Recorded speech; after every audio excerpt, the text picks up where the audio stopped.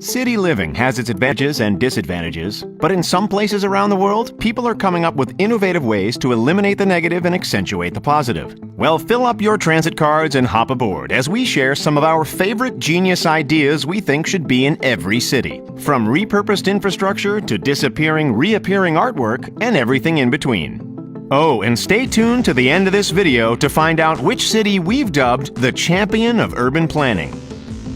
The first stop on our world tour of amazing urban ideas is the Big Apple, New York City, where, as of 2009, tourists and locals alike have been treated to what has become known as one of the greatest experiments in repurposing of urban infrastructure. Welcome to the High Line. What was once an abandoned stretch of elevated railroad tracks is now a delightfully charming elevated public park. While not the world's first elevated park, it certainly has become among the most famous. The 1.5-mile park is elevated 30 feet above the borough of Manhattan and features 15 garden zones with over 100,000 plants, is host to public art installations, cultural programs like dance, gardening, and meditation, over a dozen food vendors for hungry visitors, and even a traffic viewing station where guests make use of amphitheater-style seating to get a pigeon's eye view of the city's famous crowded streets. Originally constructed in the 1930s as part of the now defunct New York Central Railroad system, the stretch of tracks fell out of commission entirely in 1980 after decades of declining use. Threatened with demolition, a non-for-profit organization called Friends of the High Line formed in 1999, advocating for its preservation and reuse as a public open space. 10 years later, the group was able to turn this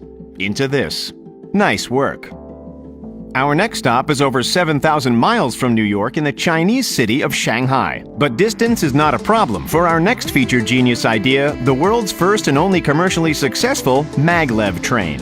Maglev is short for magnetic levitation, and that's exactly what sets this type of train apart from the rest. With maglev technology, the world's fastest commercial train travels along a guideway using magnets to create both lift and propulsion. With no need for fuel and no wheel-on traffic friction, the Shanghai Maglev, also known as the Trans-Rapid, requires less maintenance and produces zero air pollution. And just how fast are we talking? This futuristic choo-choo has been clocked in at close to 270 miles an hour. That's 430 kilometers. Now that's fast. The stability of the magnetic propulsion system also allows for wider, more spacious train cars for a more comfortable ride. And without the irritating screech of wheel-on-track friction, you can enjoy the ride in near silence. Except, of course, for that one guy in the seat in front of you watching this video without earplugs. Hey pal, I know my voice is quite soothing, but could you turn it down? Would you trade in your current commute for a maglev experience? Let us know in the comments. The next genius idea is actually one that was put in place 2 centuries ago. Welcome to Chicago, Illinois, USA, home to the country's most revered system of back alleyways. Before we explain why you should be impressed, let's start with a brief history of how they came to be. The National Land Ordinance of 1785 divided up American land west of the Ohio River into massive square grids. 45 years later, in 1830, a surveyor by the name of James Thompson was tasked with laying out what would become the city of Chicago. Using the imposed square grids, Thompson's original city plan included 58 square blocks, and every single one was given a back alleyway. The choice was one of practicality, as the alleyways provided a place to collect garbage, deliver coal, and even store human waste, essentially keeping anything unpleasant away from living quarters. Still used in much the same way today, the Windy City's 1,900 miles of alleyways keep sanitation trucks and delivery vehicles from clogging traffic on the city's main streets, and also provide parking garages and play areas for residents. Many Chicagoans will argue that the garbage pickup alone is enough to make their city a nicer place to live than other cities like New York that still pile their garbage up on the sidewalk in front of buildings along the main walkways. Stinky. Speaking of garbage, have you ever heard of an automated vacuum waste collection system? We were unaware of them too, even though the first ones were designed in Sweden way back in the early 1960s. If you'd love to live in a city where you didn't go to sleep next to festering heaps of stinky garbage and wake up the next morning to the sound of incessantly loud garbage trucks collecting it, then an automated vacuum collection or AVAC system is for you. Here's how they work. Waste collection boxes are placed throughout the city and connected to a series of underground pneumatic tubes or pipes. When the collection boxes are full of trash, a sensor triggers the vacuum suction, which pulls the trash through the pipeline to a nearby central waste station. The system then automatically sorts the trash into proper containers, including separating recyclables, where they can later be transported to landfills or composting plants. Sounds unbelievable, doesn't it? Well, believe it or not, there are close to 1,000 AVAC systems in place around the world today, including ones in major cities like Copenhagen, Denmark, Barcelona, Spain, London, England, and in the home country of the AVAC system, Stockholm in Sweden, with more and more planned for major cities around the world. AVAC systems not only reduce odorous and dangerous air pollution, but also the need for fuel-burning, traffic-blocking garbage trucks for maximum environmental benefits. Here's another genius idea that benefits the environment. That is, the microenvironment that exists on your hands. Check out this photo posted by a Reddit user from a supermarket in Italy. Now you can get all the water flow you want without touching a dirty public sink. Just be sure and wash your pants on the regular. When you use a public restroom and you go to wash your hands, do you get frustrated when those laser sensors take too darn long to kick in? Or how about when the faucet controls you have to push with your hands suddenly stop dispensing water while you're still standing there covered in soap? Pain in the neck, right? Well, fret no more because somebody invented knee-activated water faucets.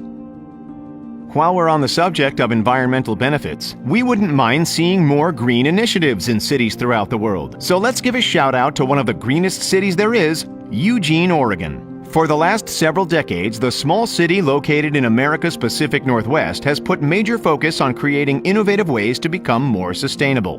Currently, Eugene, whose nickname is the Emerald City, proudly proclaims that 85% of its energy comes from renewable sources such as hydroelectric and wind turbines. Its public transportation makes use of hybrid vehicle technology, and the city also buys back excess power from residents who install solar paneling. And they don't plan on slowing down anytime soon.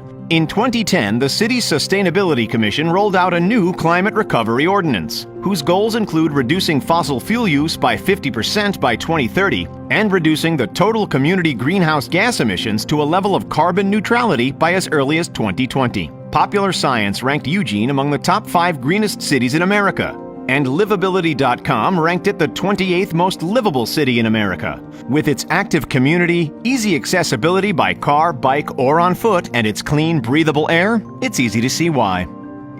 Next on our list is one of the most ingenious engineering feats we've ever seen, and it's located in Tokyo, Japan. Long at risk of facing the impact of powerful typhoons and tsunamis, Japan's engineers have come up with the remarkable Metropolitan Area Outer Underground Discharge Channel. Completed in 2006 and costing an astounding $2 billion, the 3.9-mile or 6.3-kilometer network of tunnels and chambers is designed to protect the city from flooding. A good idea considering the devastating impact flooding has had to the city countless times in the past.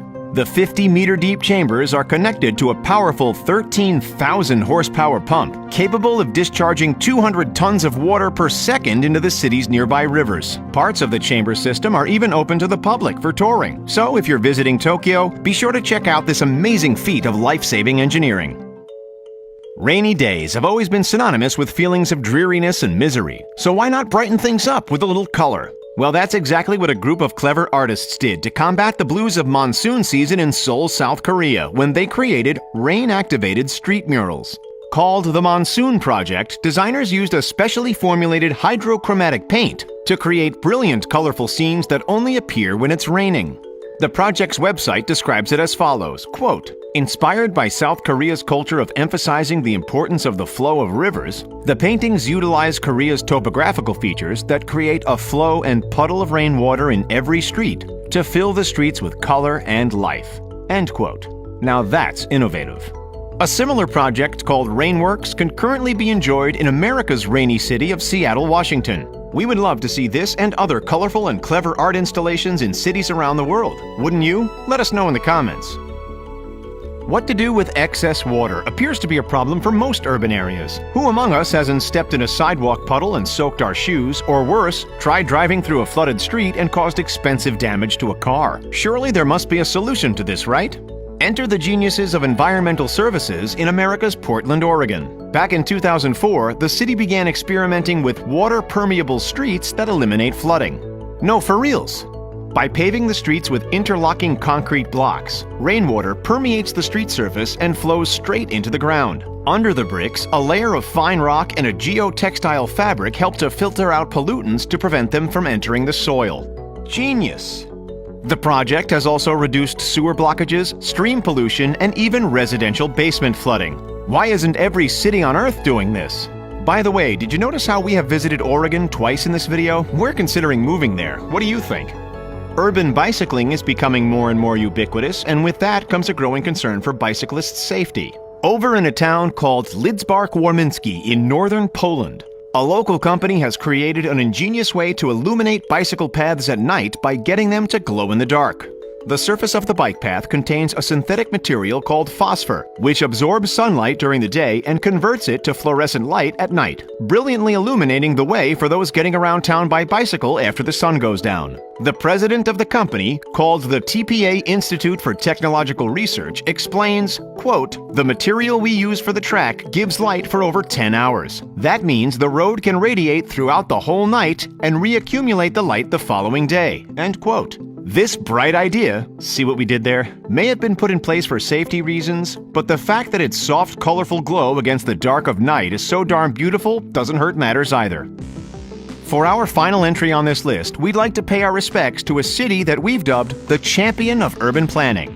Any guesses as to which city we mean? If you guessed the beautiful and popular Dutch city of Amsterdam, you'd be correct. And no, we don't just love this place because it offers so many, let's call them libertarian amenities either. From its beautiful and functional canal system to its brilliantly designed streets and pathways, Amsterdam is truly city planning at its best. First, let's talk about that canal system. Built in the mid-17th century in response to mass immigration, the canals allowed for ease in commerce by allowing merchants to enter through the nearby harbors and navigate the city without ever having to set foot on the land. Originally intended for commercial purposes, the canal also doubled as a defense system, creating a protective barrier around the city's outer walls. The canal's main waterway is still used in trade today, and also contains several points of cultural interest, such as the Anne Frank House and several examples of Golden Age Dutch architecture. Both functional and stunningly beautiful, Amsterdam's canal system is one of history's greatest urban designs. On land, Amsterdam is home to one of the most inclusive transportation layouts on Earth, with many parts of the city containing 3 distinctly separated lanes, one for cars, one for pedestrians, and one for bicyclists, making it easier and safer for people using all forms of transportation to share the city. It's a win-win-win. In fact, Amsterdam is one of the most bicycle-friendly places on Earth. The city claims that 48% of all trips within the city are done by bicycle, with only 22% by car, making the town low on pollution and high on navigability. And even though this amazing display of urban planning has been thriving for centuries, they're not about to get complacent. In 2016, Amsterdam began its Smart City initiative, with plans to revitalize much of the city and give its infrastructure a 21st century technological upgrade. Prost! That's Dutch for cheers.